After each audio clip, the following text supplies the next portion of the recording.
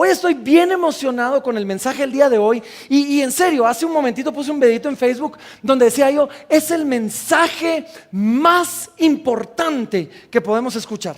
Sí. Así que de verdad, si hoy no se me emocionan con esto, de verdad nada los va a emocionar y yo voy a renunciar. Así que de verdad hoy espero verlos así, emocionados cuando vayamos descubriendo quién es Jesús. Así que déjenme retroceder un poquito y comenzar. Hace algún tiempo, no me recuerdo exactamente cuánto, pero ya hace algunos años, tuve un día una reunión, un almuerzo con un pastor, rabino, no sé exactamente cómo llamarlo, ¿sí? que estaba pastoreando una iglesia una iglesia mesiánica, ¿sí?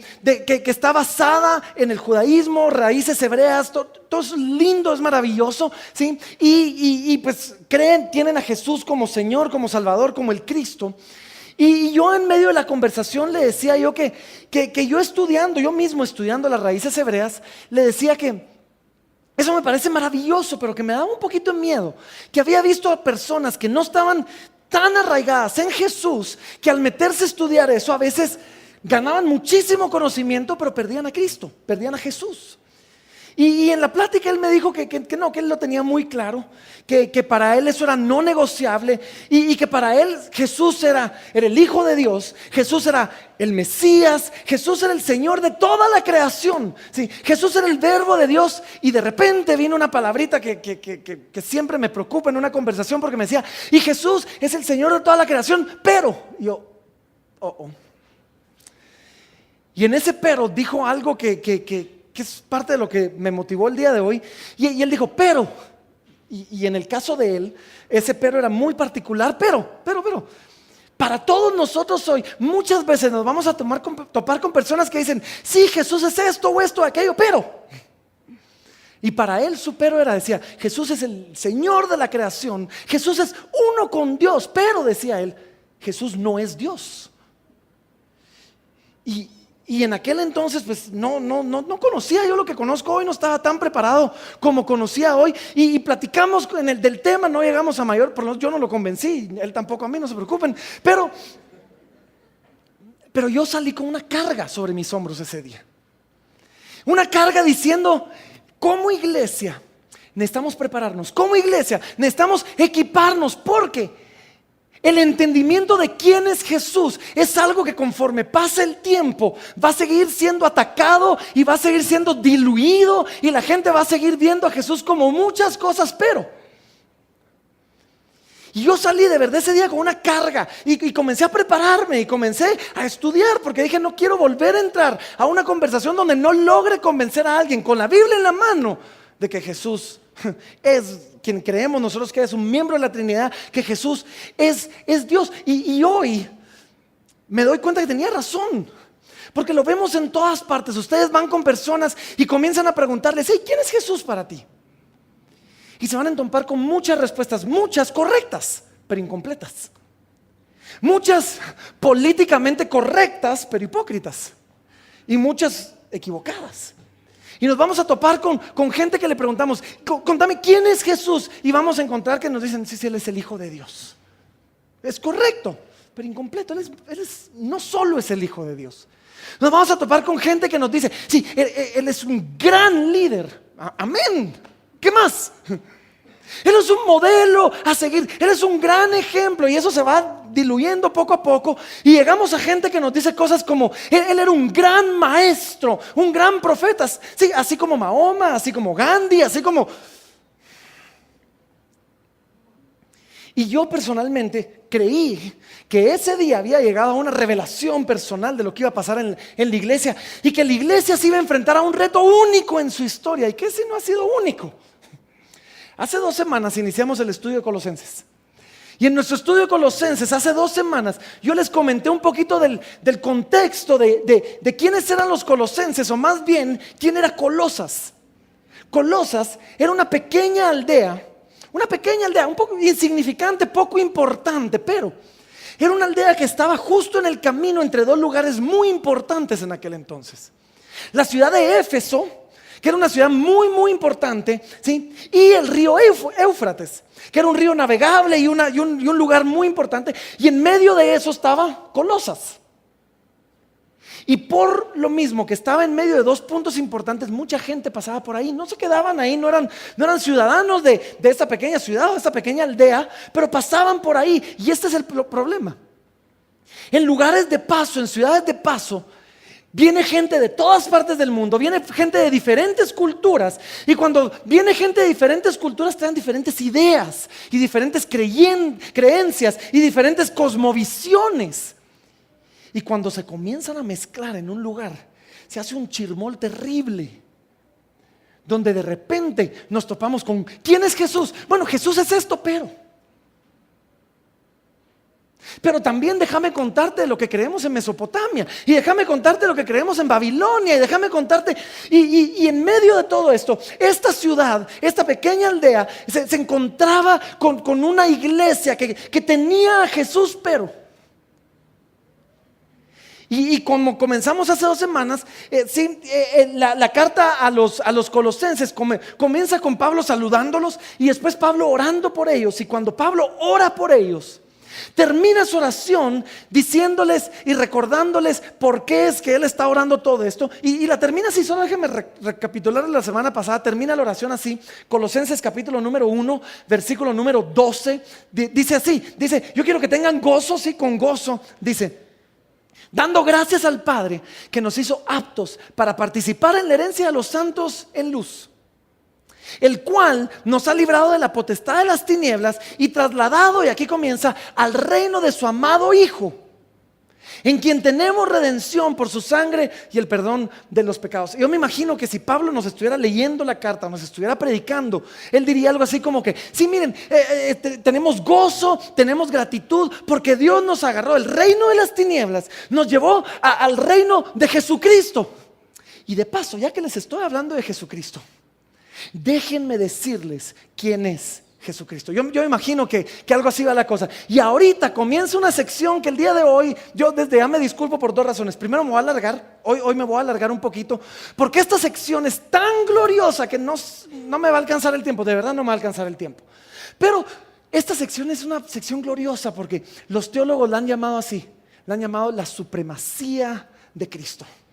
Y es un momento donde Pablo de verdad nos va a aclarar y nos va a decir, les quiero decir claramente quién es Jesús, para que no haya ninguna duda en su corazón de quién nos salvó y a quién es el que estamos adorando. Entonces comienza versículo número 15 y les voy a leer ahorita hasta el 22 si no me equivoco, y después vamos a regresar al 15 y vamos a ir uno por uno. Y dice así, Él, Jesús, ¿sí? Él, de que al reino de quien fuimos trasladados, Jesús dice, es la imagen del Dios invisible, el primogénito de toda la creación, porque en Él fueron creados todas las cosas, las que hay en los cielos y las que hay en la tierra, visibles e invisibles, sean tronos, sean dominios, sean principados, sean potestades. Todo fue creado por medio de Él y para Él. Y Él es antes de todas las cosas, y todas las cosas en Él subsisten. Y Él es la cabeza del cuerpo, que es la iglesia, el que es el principio, el primogénito de entre todos los muertos, para que en todo tenga la preeminencia. Por cuanto agradó al Padre, que en Él habitase toda plenitud, y por medio de Él reconciliar consigo todas las cosas, así las que están en la tierra como las que están en los cielos, haciendo la paz mediante la sangre de su cruz. Y a vosotros también, que erais en otro tiempo extraños y enemigos en vuestra mente, haciendo malas obras, ahora os ha reconciliado en su cuerpo de carne por medio de la muerte, para presentaros santos y sin mancha e irreprensibles delante de Él, si en verdad permanecéis fundados y firmes en la fe, y sin moveros de la esperanza del evangelio que habéis oído, el cual se predica en toda la creación que está debajo del cielo, de la cual yo, Pablo, fui hecho ministro. Ahora, wow, o sea, podríamos pasar aquí meses solo en esta pequeña porción de la escritura, pero vamos a regresar y vamos a ir poco a poco. Me voy a enfocar hoy principalmente en 2 cosas, aunque las vamos a mencionar todas. Colosenses 1:15 dice así, dice, Él es, Cristo es la imagen del Dios invisible. Ahora, nosotros entendemos porque en el Antiguo Testamento Moisés se presentó una vez delante de Dios y le dijo a Dios, le dijo, Señor, quiero verte. Y Dios le dijo, mira, no podés, porque no puede verme hombre cara a cara y vivir. Quien me mira cara a cara se muere. Entonces, nadie ha visto nunca a Dios cara a cara. Sin embargo, Cristo Jesús viene a la tierra. Y cuando Jesús está platicando con sus discípulos, un día los llama y les dice: miren, les voy a contar algo. Y les dice a sus discípulos esto, y les dice: miren, yo soy, Juan 14:6, yo soy el camino y la verdad y la vida, y nadie viene al Padre si no es por mí. Ahora todos sabían eso, pero sigue hablándonos. Y les dice después en el 7, dice: si me conocieseis, también a mi Padre conoceríais. Y desde ahora le conocéis y le habéis visto. Y Felipe, uno de sus discípulos muy inteligente, dice: ok, Jesús levanta la mano y dice, y Felipe le dijo: Señor, muéstranos al Padre y con eso nos basta. Y miren lo que dice Jesús, versículo 9, dice así: y Jesús le dijo: Felipe, hace tanto tiempo que estoy con vosotros y no me habéis conocido, Felipe. El que me ha visto a mí, ha visto al Padre. ¿Cómo pues dices tú? Muéstranos al Padre. A Dios nadie le ha visto, pero viene Jesús y en Cristo nosotros dice que Él es la imagen del Dios invisible, que en Cristo vemos, que en Cristo conocemos al Padre. Y miren, lo vemos así, lo vemos en todas partes. Solo piensen en esto. El Antiguo Testamento nos dice que Dios es nuestro sanador. Él es Jehová Rafa, nuestro sanador. Y la Biblia nos dice que Jesús anduvo sanando a los enfermos y a todos los afligidos por el diablo. Y Jesús, me imagino diciendo: ¿quieren conocer al Padre? ¿Quieren conocer al sanador? Mírenme a mí, ando sanando a todos los afligidos por el diablo, porque yo soy la imagen del Dios invisible. Y después vemos nosotros cosas como que Él es Jehová Jireh, vuestro proveedor. Y vemos a Jesús un día, 5,000 personas, 5,000 hombres, y la refacción de un pequeño niño con 5 panes, 2 peces, ¿sí? Y agarra eso, lo reparte entre 5,000 hombres y sobran 12 canastas. ¿Por qué? Porque Jesús dice: ¿quieren conocer al proveedor? Mírenme a mí, acabo de proveer para toda esta multitud. Yo soy el proveedor, el que me ha visto a mí, ha visto al Padre. Hay un nombre de Dios que me llama muchísimo la atención, sobre todo en Cristo, porque se le llama a Dios el Roy. Eso significa el Dios que ve, el Dios que todo lo ve. Y una de las cosas que vemos en Cristo, y de verdad esto debe haber sido terrible para los discípulos, una de las cosas que vemos en Cristo es que una y otra vez Él llegaba quizás a un lugar y mientras estaba platicando se volteaba y de repente decía: Omar, ¿por qué estás pensando eso en tu corazón? Pues, Señor, yo no dijo nada, pero lo pensaste. Yo hubiera sido discípulo de Jesús, esto me hubiera vuelto loco. Yo de verdad me hubiera ido a una esquina y hubiera comenzado, Jesús, por ti yo viviré. Francisco, tómalo, o sea, de verdad. ¿Por qué estás pensando, Señor, tómalo? O sea, yo eso es lo único que yo estaba pensando, porque todo lo ve, ¿sí? Qué terrible andar ahí de repente. Francisco, ¿por qué estás pensando eso en tu corazón? Yo mejor canto, de verdad. Yo no hubiera puesto atención a nada de lo que él dijo y hubiera sido terrible evangelista después para escribir un evangelio. Pero yo me hubiera pasado cantando en la esquina todo el día para que él no viera. O sea, en mi corazón estaba adoración en ese momento. Tenemos un Padre que todo lo ve y tenemos a un Jesús que dice: ¿quieren conocer al Padre? Yo soy la imagen del Dios invisible. Yo todo lo veo. Yo todo lo veo. Y así vemos una y otra vez: Jehová es mi pastor. Jesús es el buen pastor que dejó, no solo las ovejas, dejó su trono para ir a buscar a las ovejas que se le habían perdido.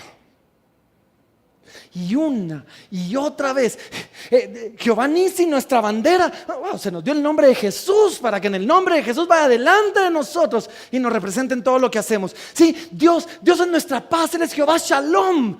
Y en Cristo tenemos paz para con Dios y paz para con los hombres. Él es la imagen del Dios invisible. Él es, en Cristo conocemos nosotros al Padre. Y después dice algo bien curioso, porque si le ponen bien atención a las letras, dice: y Él es el primogénito de toda la creación. Ahora, esto no significa que de todo lo creado Él fue el primer creado. Eso no es lo que significa, ¿sí? Primogénito de toda la creación, ¿sí? La palabra primogénito es usada en otros textos simplemente para decir: Él es el Señor el Rey de, lo más importante, lo primero sobre toda la creación. Y vemos nosotros que Cristo es el primero, es el Rey, es el más importante, no de lo creado, es el más importante que gobierna sobre toda la creación. ¿Y cómo sé yo eso? Miren el siguiente verso, versículo número, ¿qué nos toca? 16 dice, Él es el primogénito de toda la creación. ¿Por qué? Porque en Él fueron creadas todas las cosas. Si Él fue creado, Él no puede ser creador. Solo el creador es creador. Porque en Él fueron creadas todas las cosas, las que hay en los cielos y las que hay en la tierra, visibles e invisibles, sean tronos, sean dominios, sean principados, sean potestades. Y miren qué lindo esto. Todo fue creado por medio de Él y para Él. Él es antes de todas las cosas y todas las cosas en Él subsisten. Miren eso, porque Él no solo creó todo, todo fue creado para su gloria. Hay mucha gente que piensa que Dios creó el mundo y después como que le puso reglas, le puso leyes y ve ahora desde lejos y no se mete. Dice, no, todas las cosas en Él subsisten. Él es un Dios que se involucra en cada detalle, en cada momento, en cada situación, en cada circunstancia de su creación. Y es un Dios que si se distrae todo se destruye, porque todas las cosas en Él subsisten. Él sostiene la creación. Él es el que sostiene los planetas dándole vuelta al sol, no la gravedad. Es Él el que sostiene eso. Él es el que hace que el sol salga y se ponga todos los días, no la rotación de la tierra, porque todas las cosas en Él subsisten. Y después nos dice, miren eso, versículo 18, y este es ya uno donde voy a hacer pausa y donde de verdad me voy a meter. Dice, y Él es la cabeza del cuerpo, que es la iglesia, que es el principio, el primogénito entre los muertos, para que en todo tenga la preeminencia. Y miren esto, porque hay tanto que se puede decir solo de esta pequeña frase.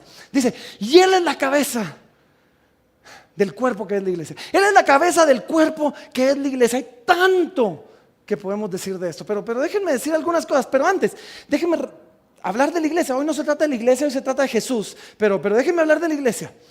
Por iglesia no me refiero a Colosas, ¿sí? A los colosenses, no. Él es la cabeza de la iglesia, de todos los creyentes que han habitado en todos los tiempos, durante todas las épocas, en todos los lugares y en todas las edades. Él es la cabeza de toda la iglesia. Y la iglesia, dice, es su cuerpo. La iglesia es su cuerpo. Ahora piensen esto. Si Jesús es la imagen del Dios invisible, si nosotros vemos a Dios en Cristo, el mundo ve a Cristo en la iglesia. Yo no sé si se dieron cuenta de eso, pero se los voy a decir otra vez. Si Jesús es la imagen del Dios invisible, y si nosotros vemos a Dios en Cristo, el mundo ve a Cristo en la iglesia, porque la iglesia es su cuerpo. Amén. Miren qué privilegio más increíble. Pero ahora regresemos a Cristo, porque nos dice que Él es la cabeza. Y por cabeza, miren, por cabeza nos dice tantas cosas. Primero, entendemos que por cabeza, entendemos que Él es el pastor de la iglesia. Es Cristo, el pastor de la iglesia. Y todo en la iglesia pasa por Él, por medio de Él y para Él. Es para que su reino sea extendido, para que su gloria sea conocida, para que su nombre sea exaltada. Esta es su iglesia. Ahora, hace algunos años me invitaron a un congreso, me recuerdo yo. Tenía que participar en un panel con algunos teólogos y yo sobraba en ese panel, pero ahí estaba yo. Y uno de esos teólogos era Samuel Berberian. Él estaba ahí, es un teólogo guatemalteco. Y me recuerdo que me dice, contame de la iglesia que pastoreas. Y yo comencé mi frase así, le digo, es que mi iglesia, y me interrumpió y me dice, ay, aquí tenemos a otro Jesucito. ¿Cómo así? Que cree que la iglesia es suya.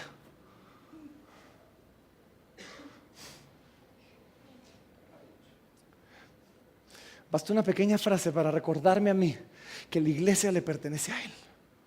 No al pastor que temporalmente es asignado por Dios para velar por sus ovejas aquí en la tierra. Miren, la iglesia es de Cristo, no es el patrimonio de una familia pastoral. En serio, si los pastores entendiéramos eso de verdad, todo cambiaría. Si las iglesias, si los miembros de las iglesias entendieran eso, verían a sus pastores distinto. No, los pastores somos puestos temporalmente sobre su iglesia, para cuidar de su rebaño, para su gloria. No para edificar nuestro reino sobre nuestras ovejas, para extender nuestro nombre y dejar nuestro legado. Él es la cabeza de la iglesia. Él es el pastor de la iglesia. Él es el dueño de la iglesia. No el pastor, no los ancianos. Es Jesús la cabeza del cuerpo que es la iglesia.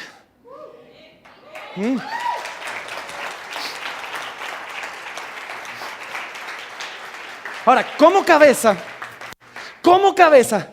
Él es el que da vida. Él es el que da visión y Él es el que da dirección a su iglesia.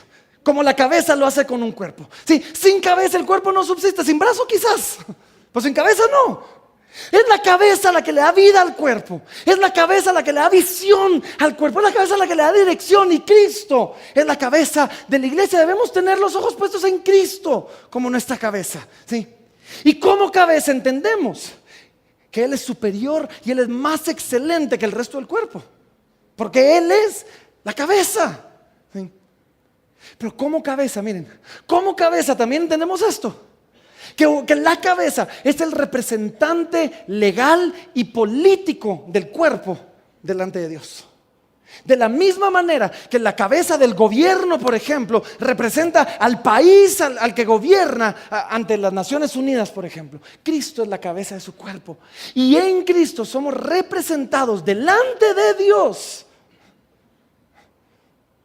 Gloria a Dios por eso, ¿no? Porque saben, qué horrible sería yo tener que llegar por mis méritos delante de Dios diciendo, ya vine, Señor, así, ¿y qué traes? Nada, pero ya vine.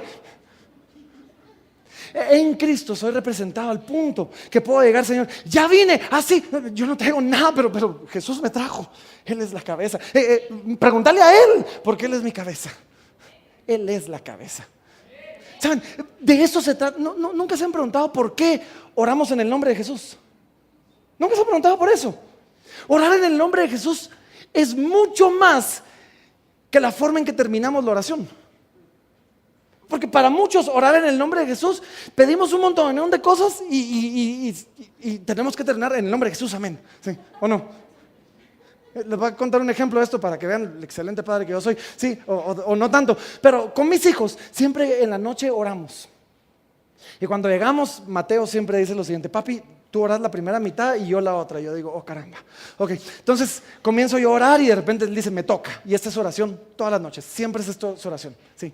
Y te pedimos, y yo repito, y te pedimos que no nos pique ningún insecto ni ningún arácnido, que no nos pique ningún insecto, sí, que no entre en nuestro cuarto ningún insecto ni ningún arácnido, que no entre en nuestro cuarto, sí, que no entre en nuestra casa ningún insecto ni ningún arácnido, que nunca nos topemos con ningún insecto ni ningún arácnido y que ningún arácnido ni ningún insecto se tope nunca con nosotros.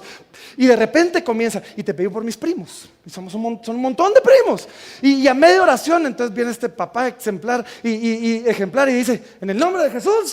Y Mateo, papá, no he terminado. Okay. Entonces sigue orando. Y ahora te pido por mis tíos. Y comienza y a media oración, en el nombre de Jesús, dice el papá que ya se quiere ir a dormir. Y 5 minutos después, de repente, en el nombre de Jesús. Y finalmente dice, pues, amén. Pero el nombre de Jesús para muchos es eso. Es la forma en que terminan una oración. En el nombre de Jesús significa que cuando yo llego delante del Padre, llego de parte de Jesús. Que cuando yo llego delante del Padre, llego representando o representado por Jesús. Eso es en el nombre de Jesús. Vayan ustedes algún día a una empresa y digan, mire, vengo a traer el cheque que para tal y tal empresa. ¿Y usted quién es? Pues yo. Dios le bendiga, pero va a ser aquí o vamos a llamar a seguridad.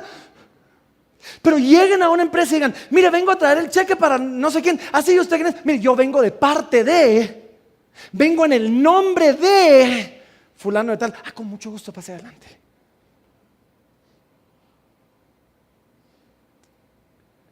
Podemos orar en el nombre de Jesús, porque Jesús es nuestra cabeza que nos representa delante del Padre. Y cuando yo oro en el nombre de Jesús, le estoy diciendo al Padre, Jesús me envió. Es como que Jesús estuviera aquí parado pidiendo por mí, porque yo estoy hablando en su nombre.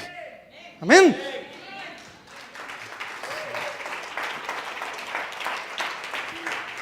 Y Él es la cabeza de la iglesia, que es su cuerpo. ¿Sí? Él no solo es el representante político, Él no solo es el representante legal de su iglesia delante del Padre. Él, como cabeza, al igual que la cabeza de casa, ¿sí? Es el proveedor de su casa. Como cabeza, es el proveedor de su iglesia, porque Él es la cabeza. Y déjenme leerles un comentario de un teólogo llamado John Hill o John Gill, no sé cómo se diría. Y él escribió esto y se los voy a poner aquí en pantalla para que lo vean. Dice así: Él, dice, es una cabeza perfecta. Nada hace falta en Él. Él conoce a toda su gente. Es sensible a cada necesidad de ellos y la suple. Su ojo, y aquí va a comenzar a describir los elementos de la cabeza. Su ojo de amor está siempre sobre ellos. Sus oídos están abiertos a su clamor. Tiene una lengua para hablarles a ellos y hablar por ellos, la cual usa. Y Él percibe un agradable y dulce olor en ellos, en sus gracias y sus vestimentas, aunque sean todas suyas y sean perfumadas por Él. Él es la cabeza del cuerpo, que es la iglesia. Y después nos dice, y quiero detenerme en este otro también, versículo 19, dice: por cuánto agradó al Padre que en Él habitase toda plenitud. Y déjeme hablar de esto, porque estas dos palabritas, toda plenitud, son dos palabras gloriosas, dos palabras maravillosas. Y me encanta que tan siquiera existan, porque como seres humanos no encontramos toda plenitud en lo que hacemos. En nada de lo que hacemos encontramos una plenitud completa. ¿Saben cómo lo sé? Siempre queremos más. Nunca es suficiente. Y ¿saben qué? Por bueno que algo haya sido, ustedes pueden haber tenido la mejor experiencia de su vida. ¿Saben qué es lo que pasa? ¿Y qué es lo que tiene que pasar? Se acaba. Y se convierte solo en una memoria. Una memoria que deseamos repetir, o una memoria que queremos superar. Porque nada de lo que hacemos como seres humanos encontramos plenitud completa. Es más, y quizás esto les va a pegar en el corazón a algunos, pero en mucho de lo que hacemos como seres humanos no encontramos sino esterilidad completa. Falta de satisfacción, falta de valor, falta de propósito, y simplemente pues ahí vamos. Salomón fue el hijo del rey David. Y Salomón fue un hombre que llegó a tener riquezas, dinero, poder, mujeres, todo lo que se le hubiera ocurrido. Él llegó a ser el hombre más rico y más sabio que probablemente existió desde aquel entonces, aparte de Jesús. Y este hombre que llegó a tenerlo todo, en algún momento dijo esto, y en Eclesiastés capítulo 1 comienza su libro diciendo así: vanidad de vanidades, dijo el predicador. Vanidad de vanidades, todo es vanidad. ¿Saben qué es lo que está diciendo? Salomón le está diciendo a su audiencia, a nosotros hoy: yo he tenido todo lo que se puede tener. Yo he tenido todo lo que el dinero puede comprar, y ¿saben qué? Me aburrí. Él está diciendo: yo he experimentado todo placer que se puede experimentar. 600 esposas, 400 concubinas. Y había algunos hombres haciendo cara como les prometo, uno es complicado, no digamos 600. ¿Sí? Y Salomón dice: he tenido la fantasía que he querido tener, he experimentado el gozo y el placer que he podido. ¿Y saben qué? Se me acabaron las ideas. Y estoy aburrido. Y es vanidad. Vanidad de vanidades. Todo es vanidad. Aún así, no me siento completamente satisfecho. Es más, quizás me han dejado con un mayor sentimiento de vacío que antes. Y entonces viene el apóstol Pablo y nos dice, en Cristo, ¿saben quién es Cristo? Él es la cabeza de la iglesia, por Él se creó todo, por medio de Él, para Él, sí, Él es el primogénito de toda la creación, es la imagen de Dios. Y dice, y en Él vamos a encontrar toda plenitud. ¿Toda plenitud de qué? Toda plenitud de todo, ¿sí? Porque solo en Cristo, óigame bien, solo en Cristo podemos encontrar completa satisfacción. Sí, solo en Cristo podemos sentir un genuino y completo sentido de valor y de propósito. ¿Y saben qué? No se acaba. Bien, esa es la razón por la que Jesús le dijo a la mujer samaritana. ¿Se recuerdan? Le dijo, el que beba del agua que yo le voy a dar, no tendrá sed jamás. Significa que no va a volver a tomar agua, no, hombre, no seas burro. Sí, significa que vas a tener donde satisfacer tu necesidad de aprobación, de sentido, de propósito, de dirección. Porque quien beba de mí, le voy a dar toda plenitud. ¿Sí?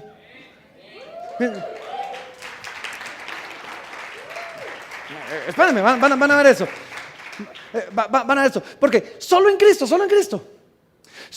podemos dejar a un lado la ansiedad. Y solo en Cristo podemos dejar, miren esto, a un lado la ambición de necesitar tener un poquito más cada vez. Porque sabemos que en Cristo todo lo que necesitamos, en Cristo lo tenemos. ¿Sí? Porque en Él le plació al Padre poner en Él toda plenitud. Y no solo toda plenitud, habla de que en Él encontramos entera satisfacción. ¿Saben? Toda plenitud habla de una obra completa en Cristo. Nos recuerda el clamor de Jesús en la cruz del Calvario, cuando desde la cruz gritó y dijo, consumado es. ¿Saben qué significa esto? Significa, ya lo hice todo. No tenemos que traer nada delante del Padre, porque Jesús ya presentó todo por nosotros. No tenemos que demostrarle nada al Padre. No tenemos que demostrar que valemos y que Él se ganó la lotería de tenernos con Él. No, porque Jesús demostró todo lo que había que demostrar por nosotros. ¿Sí? Y cuando llegamos delante del Padre, toda plenitud significa que no tenemos que componernos a nosotros mismos y arreglar nuestro pecado y nuestro problema para ser aceptados delante de Él. Porque en Cristo somos perfectamente, somos completamente, somos eternamente aceptados para siempre delante de Dios por Cristo. Porque en Cristo hay toda plenitud. Amén.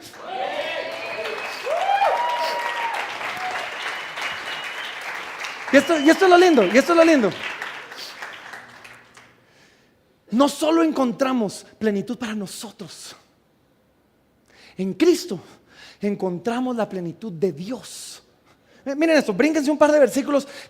Colosenses capítulo número 2, versículo número 9. Miren lo que nos dice a nosotros esto. Porque en Él, en Cristo, habita corporalmente toda la plenitud de la deidad. Ahora, por supuesto, vamos a hablar de esto dentro de un par de semanas cuando lleguemos al capítulo 2, hoy seguimos en el 1. Pero por hoy déjenme decirles esto. Que en Jesús vemos el cumplimiento, o en Jesús vemos la realidad de lo que todos los símbolos que teníamos antes reflejaban. En el Antiguo Testamento se nos decía que necesitábamos presentar un cordero como expiación por el pecado. Y Jesús dice, no, yo soy el cordero que quita el pecado del mundo. ¿Sí? Y ese cordero había que entrar al santuario y presentarlo en un altar. Y Jesús dice, no, yo soy el altar.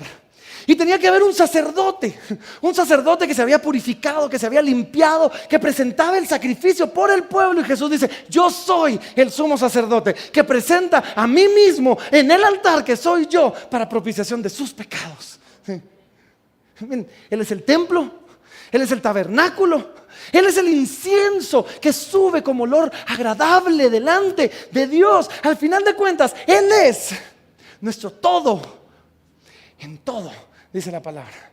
Porque en Él le plació al Padre que habitara toda la plenitud. Y Spurgeon, uno de los grandes predicadores que ha existido en la historia de la iglesia, Spurgeon lo dijo así, y miren esto, lo puse en la pantalla. Spurgeon lo dijo así, dice: aquí tenemos toda y plenitud. Todo en plenitud y una plenitud en todo. Miren qué lindo esto.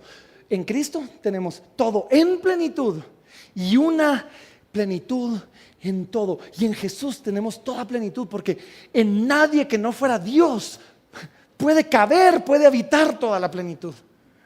Y en Él no solo cabe, no solo la contiene, sino Él la quiere comunicar. Porque le plació al Padre, y me gustaría tener tiempo, pero hoy sí no lo voy a hacer, pero porque le plació al Padre. Solo miren cómo decía, esa pequeña frase nos ayudaría a responder 10,000 preguntas que podamos tener. ¿Por qué? Porque le plació al Padre que en Él habitara toda plenitud. Imagino que el apóstol Pablo, y me voy a apurar que ya vi la hora, sí, me imagino que el apóstol Pablo, sí, de repente dice: ok, ya vieron quién es Cristo, ya vieron quién es Jesús. Ahora recuerden otra vez, como se lo recordé hace 5 versículos, ¿sí?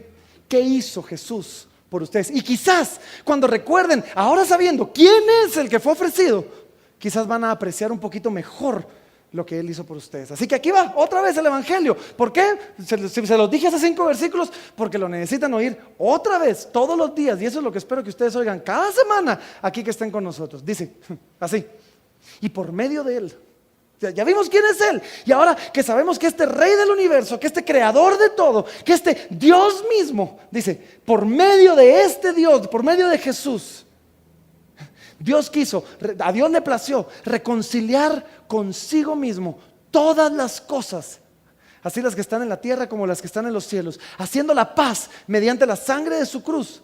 Y a vosotros también, o sea, Dios reconcilió al mundo entero, pero te reconcilió a ti, sí. Y a vosotros también, que erais en otro tiempo extraños y enemigos en vuestra mente, haciendo malas obras, ahora os ha reconciliado en su cuerpo de carne por medio de la muerte, para presentaros santos y sin mancha e irreprensibles delante de Él. No quise ir parando, porque aquí les voy a sacar de todos estos versículos un poco, pero quiero que vean esto. Ahora que ya sabemos quién es Jesús, quizás apreciemos un poquito más cuando habla de sangre, cuando habla de cuerpo crucificado, cuando habla de cruz, de decir: no, este no era un hombre cualquiera, era Dios mismo que estaba derramando su sangre, era Dios mismo colgado en una cruz, era Dios mismo que estaba dando su vida. Y con eso en mente, ¿qué fue lo que hizo? Miren, hizo esto: nos reconcilió con Dios, hizo la paz con Dios. ¿Qué significa eso? Significa que estábamos peleando con Dios, que éramos extraños, como dice el texto, que éramos enemigos de Dios y que hacíamos malas obras en nuestra mente, y que las hacíamos que ofendían profundamente al Padre. Y ahora, porque Él nos reconcilió, podemos ser llamados hijos de Dios, podemos ser llamados amigos de Dios en Cristo. Y ahora, porque Él nos reconcilió, y miren cómo decía al final en el 22, dice: ahora es que por medio de Él somos presentados santos, sin mancha e irreprensibles delante de Dios. Pero esa paz, esa reconciliación no vino barata, no salió barata. Venía con un precio pegado a eso. Y la reconciliación y la paz con Dios le costó al Hijo de Dios, como dice aquí, su sangre, su vida. Le costó su cuerpo clavado, su cuerpo de carne, dice, clavado, entregado a la muerte en un madero, para alcanzar la paz entre Dios y nosotros.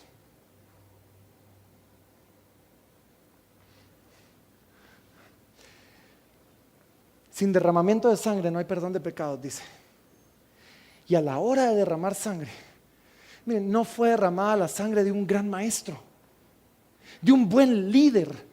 No fue derramada la sangre solo de un gran hombre o de un profeta. No, fue derramada la sangre del Hijo de Dios, de Dios mismo, del Creador de todo. Esa sangre fue la que fue derramada para que tú y yo encontremos ahora paz para con Dios. ¿Entienden ahora por qué se le llama a este texto la supremacía de Cristo?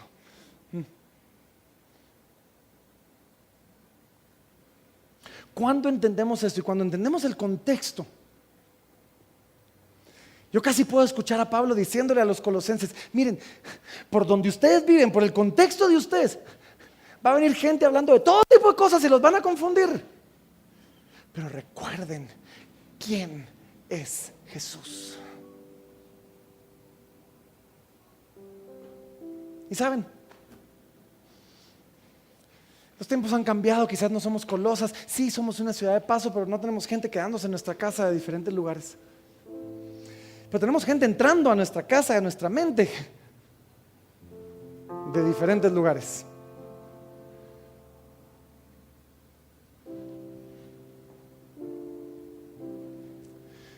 Y nos van a traer nuevas ideas, y nos van a traer nuevas formas de ver el mundo, y nos van a traer nuevas opiniones. Y quizás algunos de nosotros comiencen a preguntarse: ¿quién es Jesús? Sí, es el Hijo de Dios, pero oí a alguien que dijo: sí, era un gran maestro, pero.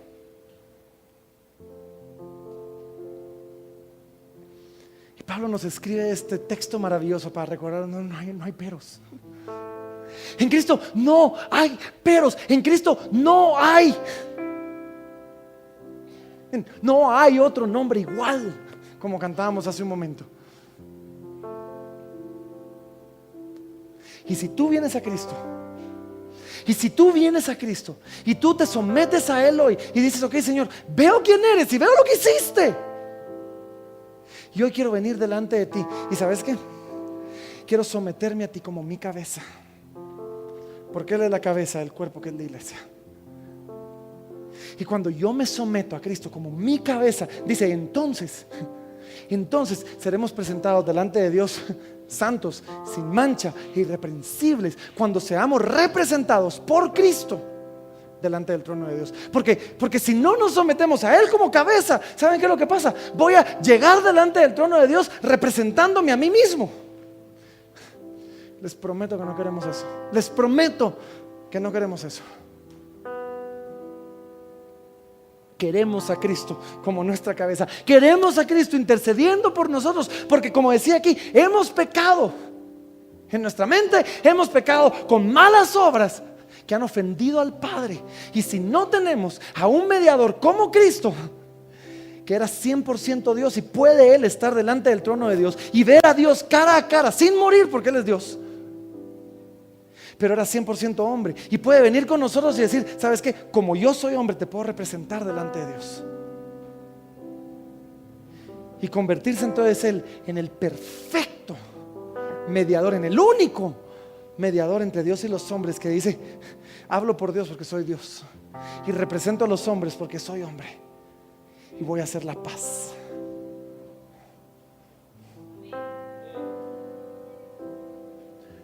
En serio, no queremos representarnos a nosotros mismos en el trono de Dios. Queremos a Cristo delante de nosotros, que cuando lleguemos delante de Dios y nos digan: ¿y tú quién sos?, Cristo se pare así enfrente y diga: es mío.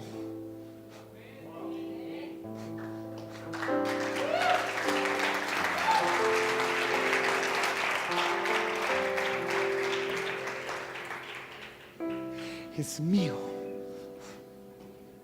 ¿Y qué ofreces? Lo que yo ofrezco. ¿Y qué tenés para traer? Todo, porque está representado en mí.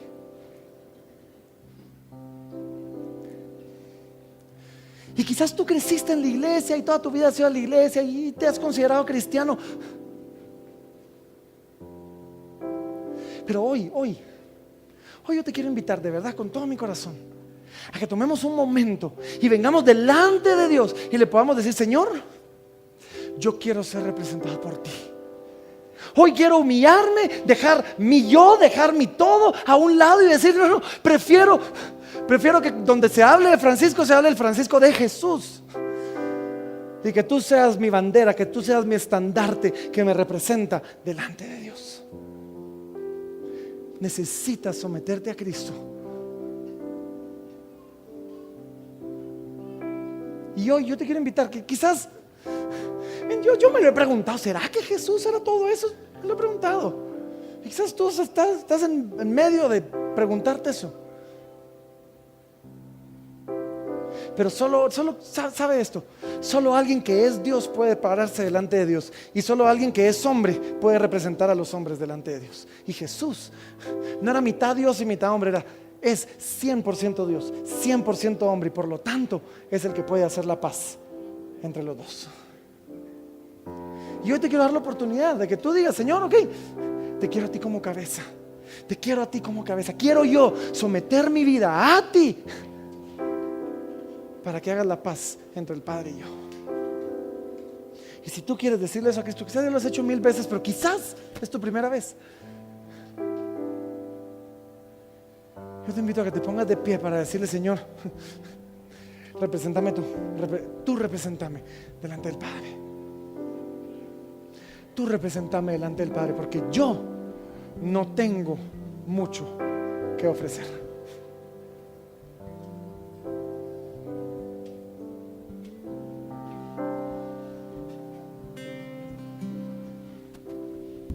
Padre, venimos delante de ti.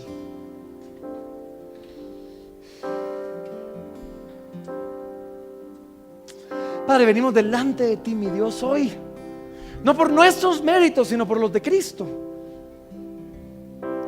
sabiendo que no tenemos nada que ofrecer, pero confiando en que lo que Cristo ofreció es suficiente para hacer la paz entre tú y yo. Hoy venimos delante de ti reconociendo que hemos pecado, que te hemos ofendido, te hemos insultado, que hemos escupido tu rostro, por así decir.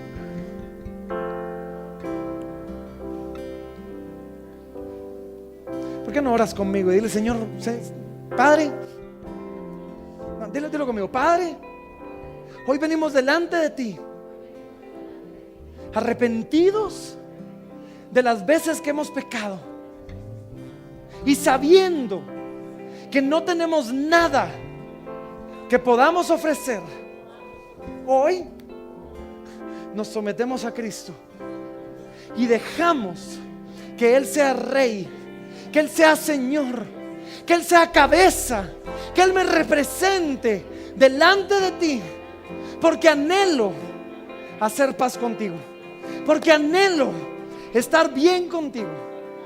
Así que, Señor, te pido que me aceptes, no por mis méritos, no por mis obras, sino por las de Cristo. Y te doy gracias desde ya, porque Él dio su vida por mí, y murió por mí, y resucitó por mí, para que yo hoy pueda dirigirme a ti y pueda llamarte Padre. Gracias, en el nombre de Jesús. En el nombre de Jesús. Y hoy, de verdad, nos quedan unos minutos, pero por favor, si tú hiciste esta oración por primera vez, o si tú necesitas oración, tienes dudas, tienes preguntas o qué sé yo, te queremos invitar que mientras respondemos, tú vengas aquí. Queremos orar por ti, queremos platicar contigo, y que tú puedas venir aquí y puedas preguntar, ¿sí?